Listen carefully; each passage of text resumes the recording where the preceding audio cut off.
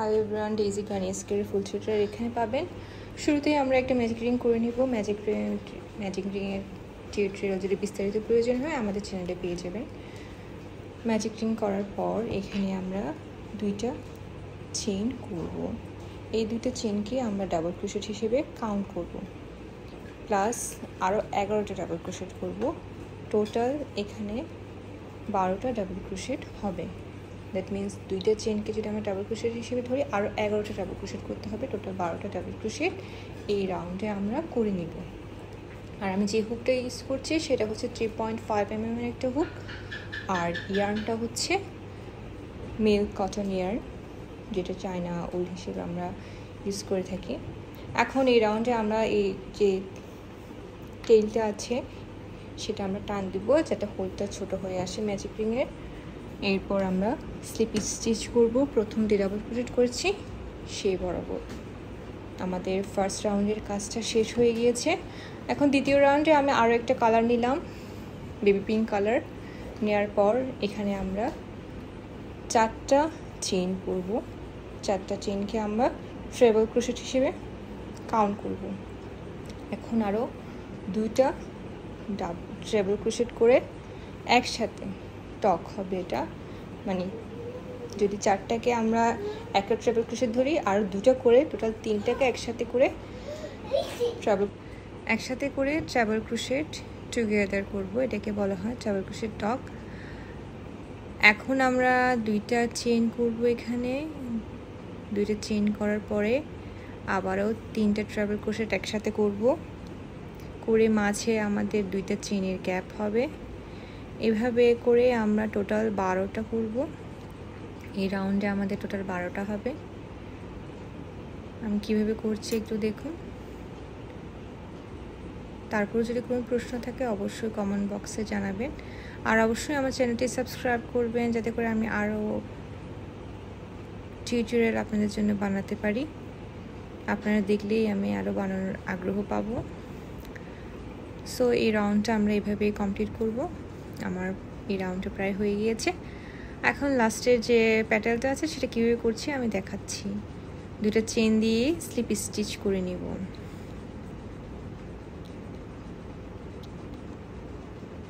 দুটো চেইন দিয়ে স্লিপ স্টিচটা করে নিয়েছি।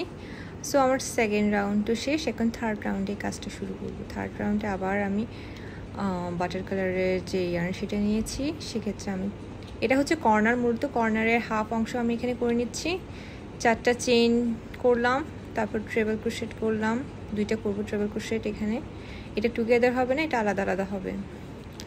এটা মূলত কর্নারের হাফ অংশ আমি করে নিচ্ছি। লাস্টের দিকে গিয়ে পুরো কর্নারটা কমপ্লিট কীভাবে করব সেটা দেখাবো।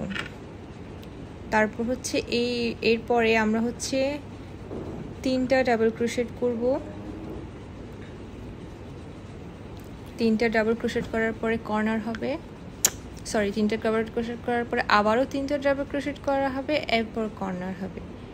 এখানে এই রাউন্ডে 4টা কর্নার হবে আর মাঝে 2টা করে 3 ডাবল ক্রোশেট হবে। এখানে 3 ডাবল ক্রোশেট 2বার করে হচ্ছে পাশাপাশি, এবং পরে গিয়ে হচ্ছে একটা কর্নার। সো এটাই রিপিট হবে। টোটাল 4টা কর্নার থাকবে এখানে, 4টা কর্নার থাকবে এখানে।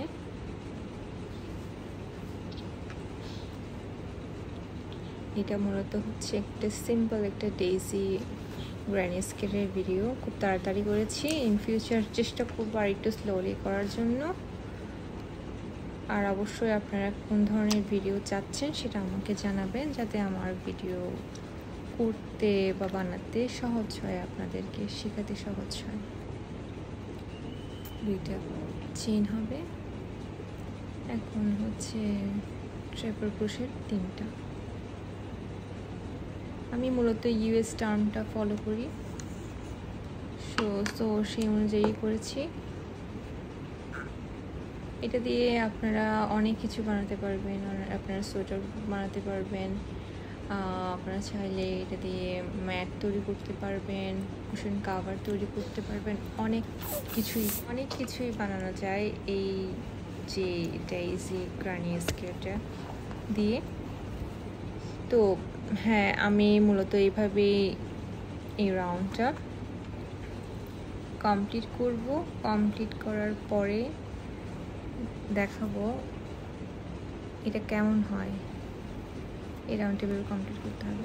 তো আমরা শেষের দিকে চলে এসেছি। এই কর্নারটা কমপ্লিট করছি কীভাবে দেখান। আগে তো 3টা করেছি ট্রেবল ক্রোশেট, এখন হবে হচ্ছে ট্রেবল ক্রোশের মধ্যে যদিও 4টা চেইন ছিল সেটাকে ট্রেবল ক্রোশেট হিসেবে কাউন্ট করেছি। এখন ট্রেবল ক্রোশেট 3টা হবে আর 2টা চেইন দিয়ে স্লিপ স্টিচ করে নিব।